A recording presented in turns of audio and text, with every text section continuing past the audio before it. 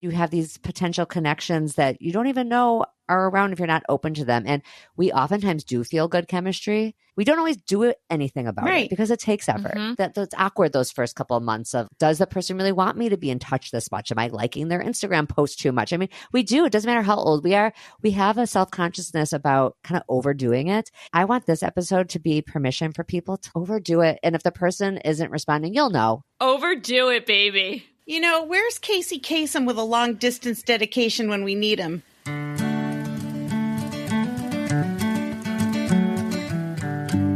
Welcome to Dear Nina, Conversations About Friendship. I am so glad you're here. I am your host, Nina Badson. Today's friendship that we are focusing on is between Rachel Levy-Lesser and Stephanie Goldstein. They are newer friends.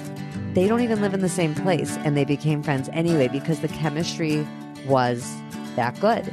So we talk a lot in this episode about what do you do when you feel that chemistry with someone? How do you take it to the next level of friendship? Because just having good chemistry is not enough to be friends. That's just called acquaintances, really friendly acquaintances. I have plenty of those. Maybe you do too. And I appreciate those people. I should do a whole episode about my appreciation for the friendly acquaintance. I have written about it before. I've been writing about friendship since 2014. I've definitely covered that topic. That is not a no big deal thing. There's lots of studies out there about the importance of what they call in the research weak ties. Such a negative way of saying it, weak ties. The word weak has a negative connotation. It's not that the research is negative. In fact, the research is quite positive in saying that those people that we run into that we maybe do some sort of like exercise activity with, but we don't see outside of that, or, you know, other times you run into somebody on a regular basis, but you don't see them by choice outside of those run-ins. Those people are actually really important to our happiness, our sense of satisfaction with our lives. And I wish there was a different word besides weak ties. I guess you could just call it loose connections. But I like the word connection because that is what it is. You're genuinely happy to have run into this person. And then you go about your separate ways. And there's no worrying about, did this person text me back? Or is this person asking for plans more than I'm asking for plans? Am I reaching out more than they're reaching out? All of that is off the table with those kind of friendships. Of course, that's a different episode altogether. Really, I guess I just did a mini one right there. This episode with Rachel and Stephanie is about you do feel that chemistry and you want it to be more than the loose connection. Even though you live in a different city, you want it to be a deeper connection. So what do you do to go from being like, hey, it was so nice meeting you, and realizing you have so much in common, to really becoming friends? How do you make room for a person like that in your life who doesn't even live in your same town? Rachel and Stephanie have a podcast together called Life's Accessories. I've been a guest on it almost a year ago when they first started. Each episode focuses on an accessory that the guest is bringing to the table to talk about. I talked about my tennis racket. It was a little closer to when my dad had passed away, who had passed on his love of tennis to me. I didn't have his tennis racket or anything dark like that, but he used to be the one to really encourage me to take lessons and was a big lover of tennis. And I didn't play for a very long time. And then I started again a couple of years ago, and it's the love of my life. I'm going to have lots of information about who Rachel is, who Stephanie is, all the different work that they do. They do so much interesting stuff. So Rachel and Stephanie, welcome to Dear Nina. And Rachel, welcome back. Thank you. I'm happy to be back, and I'm happy to be here with Stephanie. You guys have had a lot of friendship time together since I was last on your podcast, because you were just getting started when we recorded. I want to hear just your story. How did you two meet? You start, Rachel, because you start. I'm just smiling because I just love talking about friendship. I love Stephanie. I first heard the famous Stephanie Goldstein's name, I think it was in like the fall of 2021, when I was at an event in New York City, actually a book event on the Upper East Side with my friend Amy Blumenfeld, who's also an author, who was our— And my friend.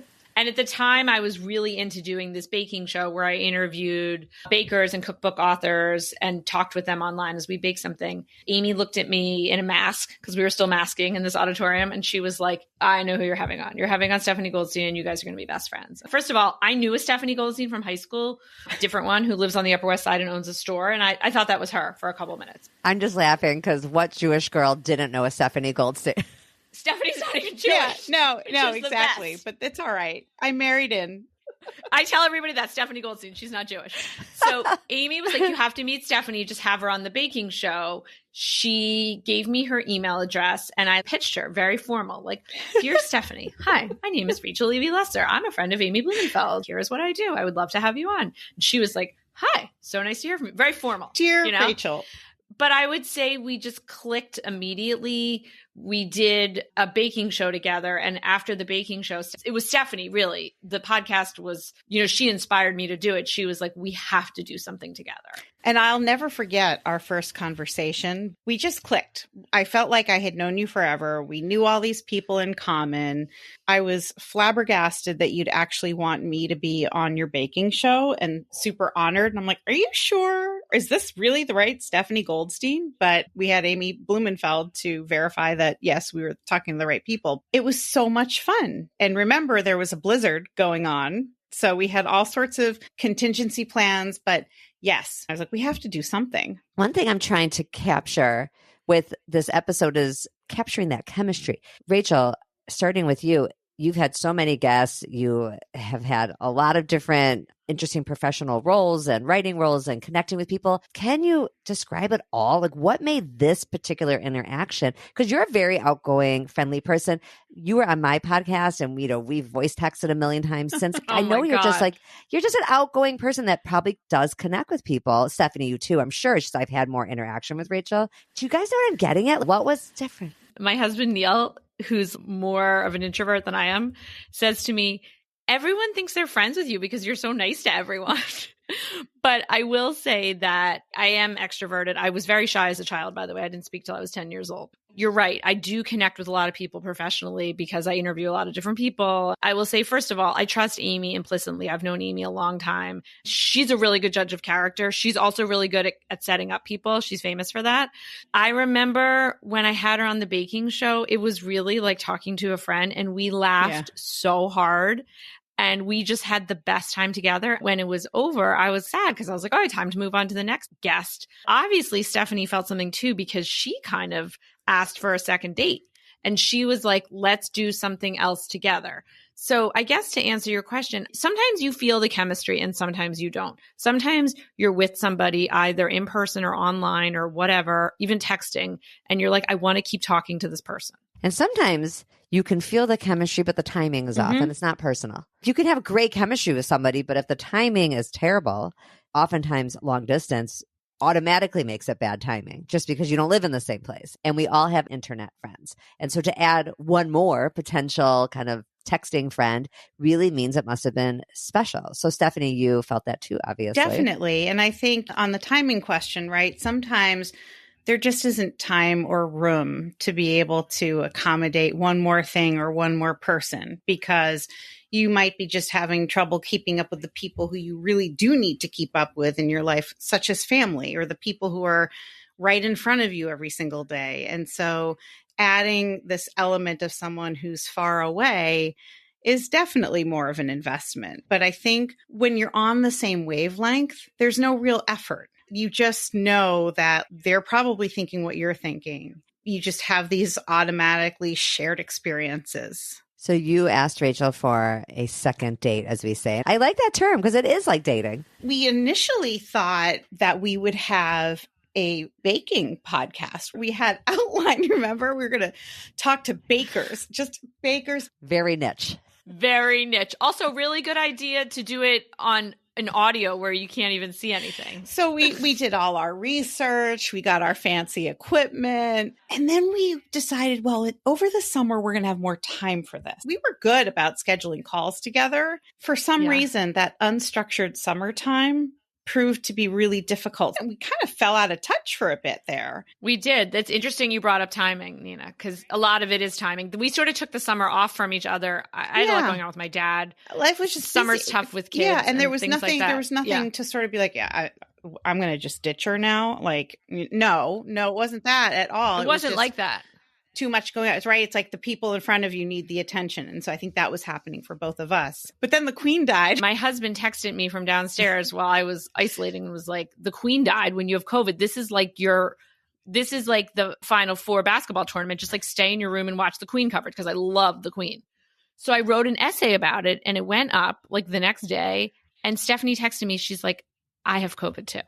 And then we had a conversation and we were both like, okay, we still want to do this. Rachel said to me, do you want to definitely do the baking thing? I'm like, I'm not sure. And it was Rachel who said, well, what about Life's Accessories? Now, Rachel wrote a book called Life's Accessories. And I was like, I'm in. Yeah, we were just open to each other and ideas. So I think timing is everything. The summer was behind us. Also, there were no hard feelings about like, we never did this, we never did that. We just kind of jumped into it. And we were also open to, we're not going to do baking, we're going to do accessories and let's see how this goes. I mean, I should say we became quick friends, but we also have a professional relationship. It really works. Yes, it does. Just to be clear, you had only met in person once at this point. At that point, we'd only met in person once Yeah. when I came to Boston that spring, and we had the best time together. What have you learned from how to be in each other's lives, but not in the same city? I think texting is a big deal. I mean, obviously people know this technology. I text you all the time. You text me all the time. We Instagram message each other. If you don't text me back right away or vice versa, that's okay too. I feel like I'm in your brain. Likewise. So I think it has something to do with who we are and the stock we come from and Right. just chemistry and also the way we interact with each other. I think that's right. Not trying to be all, it's so perfect, but I'll just say this here. I've never been mad at you. I've never been upset with you. That wouldn't Like, even occur we've to worked- me. No. No, it's not. It's very easy. And that's the thing is that we're doing this project together that we're really enjoying. It's a break in the day every so often, right? It's not an everyday thing. We're in touch regularly. And then, of course, we're doing the podcast, which is super fun. I think also the distance piece is sometimes you need a break from the local. Sometimes you need to bounce things off of someone who isn't right in front of you every single day. We also have kids who are around the same age. We're dealing with some of the same things. We're in different communities, but we understand a little bit about our communities. And like Stephanie was saying, it's good to bounce it off somebody who's not in your community. Back to technology for a second. Anyone who listens to this podcast knows that I really should be sponsored by WhatsApp. I bring them up all the time. WhatsApp is the superior voice text situation. Rachel, you know I love the voice memo. Well, Nina taught me about the voice memo. So then, Stephanie, I've done it to you a couple Yes, times. you have. And it's the best. And you have to get it because I tried it with one of my friends from college and she's like, that's just called like an answering machine tape. I'm like, no, it's not. It's very divisive. Do you guys know who the author is? Yeah. Piazza? Joe Piazza. She was on my podcast, hates voice memos. And I was like, ooh, sorry, I'm a voice memo evangelist. Like, I don't do it as much as you do it, Nina, but I love when I get them from you. sometimes you just cannot with the thumbs and the texting. I agree. No, I think that's right. And sometimes you have to show your emotion. On the phone too. We do. We do Zooms. We talk on the phone. We send each other Instagram reels. The reason I brought up voice memos that one of you said, I think it was Stephanie, about time might go by between Right. texts, and that's fine. Like, I like the voice memos for that too. I have a long distance friend I spend a lot of time talking to through voice memos and texts. One thing we both do that I think makes our long distance friendship work is a week could go by. Like, somebody will leave something and one of us will say, like, I really need an answer to this. Let's say if we're bouncing a work thing off each other and really could use someone's advice. But if it's just keeping each other up to date on stuff or venting or whatever, it sort of goes without saying that we don't need to respond immediately, that it's just sitting there. That's kind of why I like WhatsApp also. It's just there and you can see it all easier. I don't have that many WhatsApp friends. On text, it's just, oh my gosh, it's a sea of text. I'll never get back to one that I didn't respond to. But that's the thing. So if Rachel doesn't respond right away, I'm not like, oh, she hates me, right? It's like, she's busy. She's busy. No. It's Right. interesting how we can do that with newer friends, and maybe long distance is part of it. I have longstanding friendships with people in town where if they didn't text back for like a whole week, I definitely would be like, I would maybe find that kind of rude. I don't know. Speaking of the text, so since you are a friendship enthusiast, I'd like to ask you this question. What do you think, for example, this happens to me a lot, where there's great texting going back and forth between two friends and we're just in and it's a great conversation. And then I feel like I'm done. So I usually end that by giving the thumbs up on the last text. Just the literally thumbs upping the text. My cousin is like, don't thumbs up me. Don't shut me I'm up. going And into I'm my like, messages I'm not right shutting now you to up. see if you've done this to me. No, I am my doing thumbs it. up. I do it all the time. It's like, it's not mean. It's just like, I'm done. You know? Rachel, I am 100% with you. It's not ignoring, it's thumbs upping it. But some people don't like the thumbs up. I'm like, what? Thumbs up to me is exactly that. It's like, received your message, agree with you. I got stuff to do, but I'll be back. Exactly. Yeah. I'm not thumbs downing it. No, you're right. Your cousin's wrong. Like, never thumbs up me again. No, but sometimes there does need to be kind of like a period at the end of this sentence. Stephanie, I'll be back. Or I have to get in my car and drive somewhere. Yeah, I got stuff to do. I'll see your one thumbs up and raise you. I do not like. That I like. I don't like. I've done whole episodes on this. Can't wait to hear what. If you're going to respond, we don't need the thumbs up then. Like, we don't need both. I don't want a thumbs up and a response. Just respond. I'm going to push back on that for 1 second. What if you thumbs up it because you really want to respond, but you're indicating to the recipient, I like it, but then you go back and you're like, I need some time because I got to, I don't know, go to the market. And then you come back to it. Oh, that's different. I'm saying if you are immediately right now about to write a message, I didn't need 2 notifications for the same thing. I Do you don't see what need I'm saying? the 2. That was an extra notification. You were going to respond anyway. If you're not responding, yes, use a thumbs up. That definitely tells me received it. We'll deal with it later. Right. Or I agree or whatever. That's fine. But I don't need you to write totally 100% and thumbs up. No need for that. These are important things to note in long distance friendships because obviously technology is a huge part of it. I mean, I even think about my kids and the relationships they have with their friends who live in different cities, who they know from camp or now from college. I mean, you guys know, we're going to sound old, but when I had a long distance friend, I mean, we would write letters and I would be allowed to talk to them on like a Sunday. Yep. Pen pals. So I wanted to segue us to how there can sometimes be challenges of long distance friendship and how you overcome them. And I'm thinking specifically, Rachel, I know your dad passed away 6 weeks ago. I can identify with that. My dad passed away. December will be 2 years. What I'm asking really is for Stephanie. My question actually is for Stephanie, not Rachel. But Stephanie, do you find it a challenge? I know I have found it a challenge with long distance friends. So we're going to help our listeners. When you have a long distance friend who's gone through something and you want to be there for them, what have you been able to do to make it feel like not because Rachel needs you necessarily, because Rachel has a lot of friends, so that you could show your love for Rachel long distance? That's hard. It is hard because the first thing you want to do is you want to jump in the car or jump on a plane. And then, of course, there are other issues, right? And funny enough, a year later, exactly, I had COVID. So there was no going to and getting on any airplane, right? But I would say, I mean, the first thing was that I called Amy, our mutual friend. She and I arranged to send something to their house for Shiva because that was our way of saying, hey, we're here and we love you. Here we go with texting again. It was like, don't call me. I'm here. I'm thinking of you, sending love. And it's just those periodic check-ins. And the thing is this, when someone passes away close to you, you're smothered in love, thank goodness. And then what happens when everybody leaves? When the funeral's over, when the memorial, when Shiva, whatever it is, however you're remembering someone, that's over and everyone goes home. Where are the people who are checking in? To me, that's almost more important sometimes. Having lost a parent, I think a lot about the people who reached out after and were constantly like checking in. How are you doing? How are you doing? Wait, should we tell the story? About the massage? Wait, before I get to that, I just want to give Stephanie and Amy props because she is such a good friend. And my dad was sick for a long time, but then it went really quick. And I texted her that weekend and I was like, he's dying. And I almost couldn't believe it. And I was like, could you please call Amy? Could you please reschedule the pods? I heard from you and Amy every day and the texts were, don't text me back. Don't text me back. And I couldn't, but it made me feel better to know that I didn't have to. But I do appreciate what you guys are saying about, when everybody goes, because it is overwhelming. Recently, I went to get a massage, which to me felt like the most indulgent thing in the world to do because I don't do stuff like that. And when I walked out of the massage to pay for it, it had turned out that it was already paid for by Stephanie Goldstein because she's a detective and figured out. And it was amazing. I mean, that's like, FBI, if you're listening. Who does that? That is why next.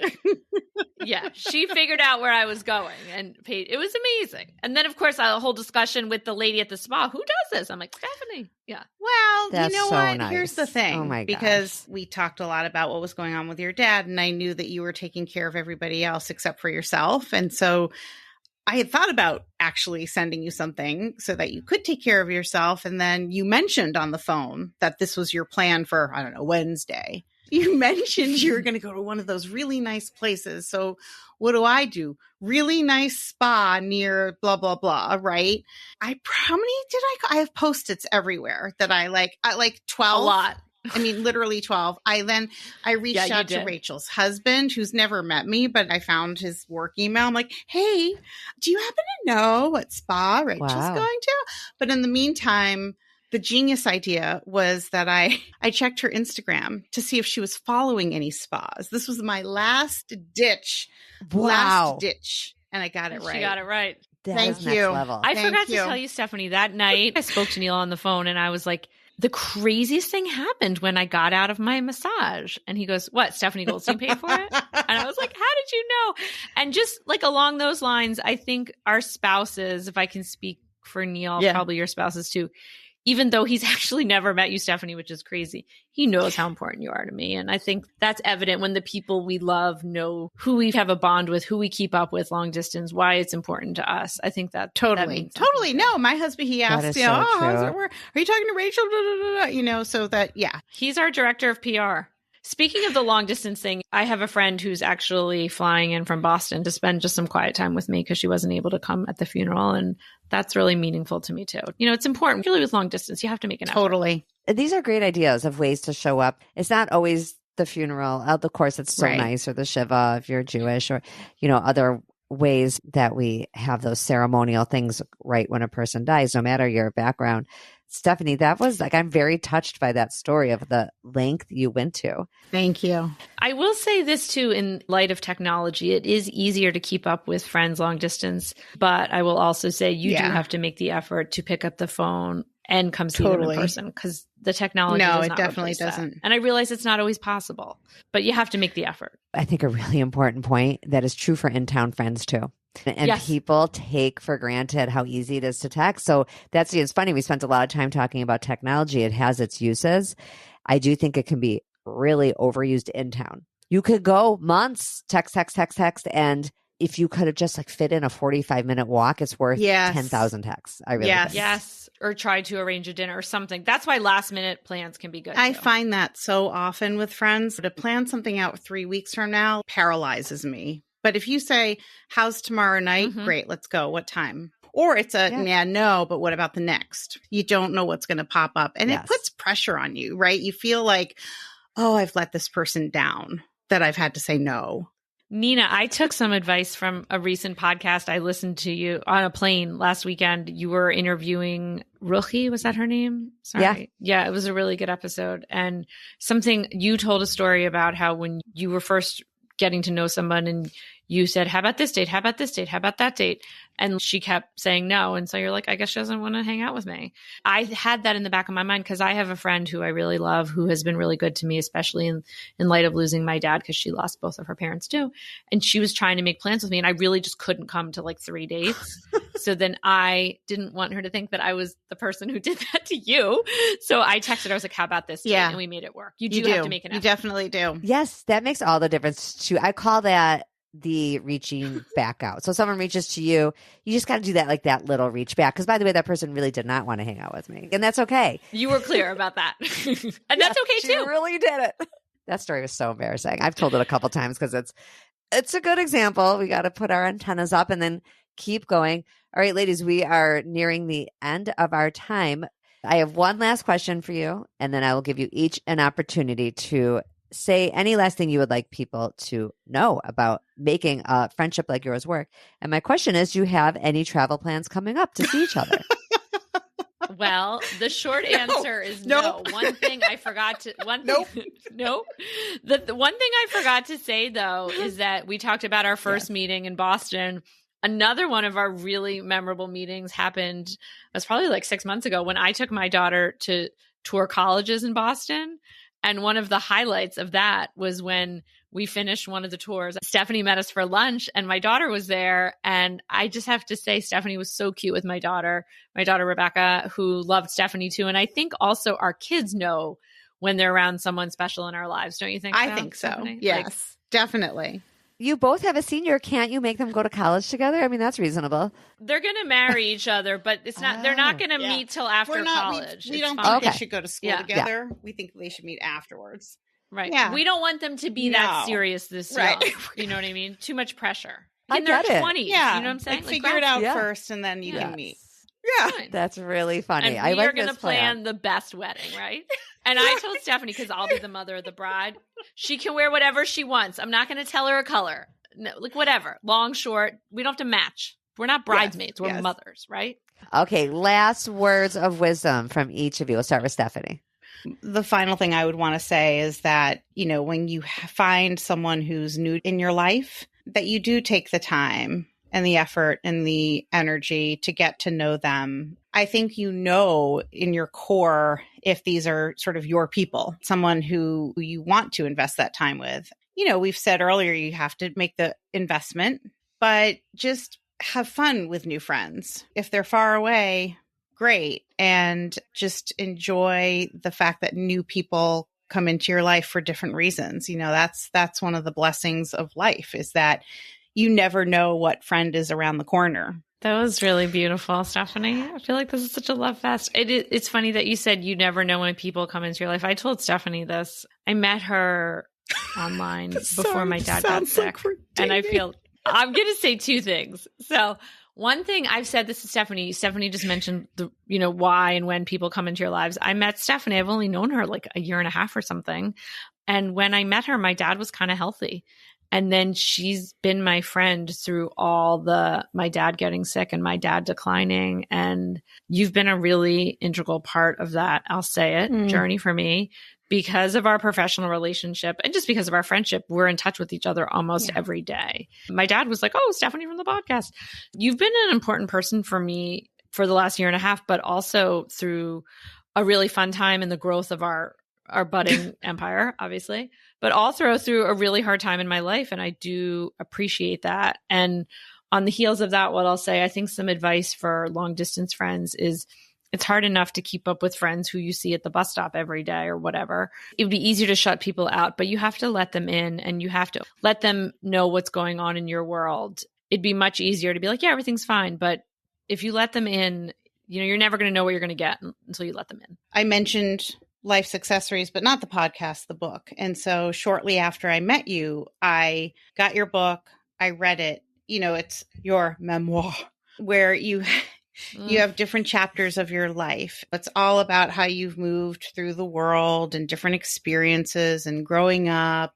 A lot of it just resonated with me, right? In terms of the importance of family in your life and those relationships, going back to the core. When you learn about someone on that level, that's where the friendships can resonate, I think, and really fall into place. Both of you, I'm really appreciative of you sharing your particular friendship with us. And I think it speaks to things I see all the time. There are so many articles out there about loneliness, and what you're both speaking to here at the end really gets at that. In your cases, you both have very full social lives at home, but not everybody does. It may be that, like you said, you have these potential connections that you don't even know are around if you're not open to them. And we oftentimes do feel good chemistry. We don't always do anything about it because it takes effort. It takes, you know, you have to, that's awkward those first couple of months of like, does the person really want me to be in touch this much? Am I liking their Instagram post too much? I mean, we do. It doesn't matter how old we are. We have a self-consciousness about kind of overdoing it. I want this episode to be permission for people to overdo it. And if the person isn't responding, you'll know.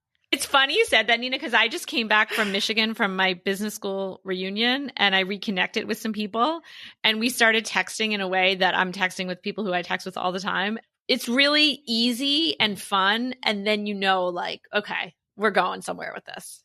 Or you'll give the thumbs up and it will die down. Don't worry. I got a life to live. All right, you two. Nina, thank you so for much for having being us. on the This show. was so This fun. was such a pleasure. Everyone, I will have in the show notes, of course, where to find Rachel and Stephanie, their podcasts and all their social media. And come back next week. I say all the time, when our friendships are going well, in town and long distance, we are happier all around. Bye.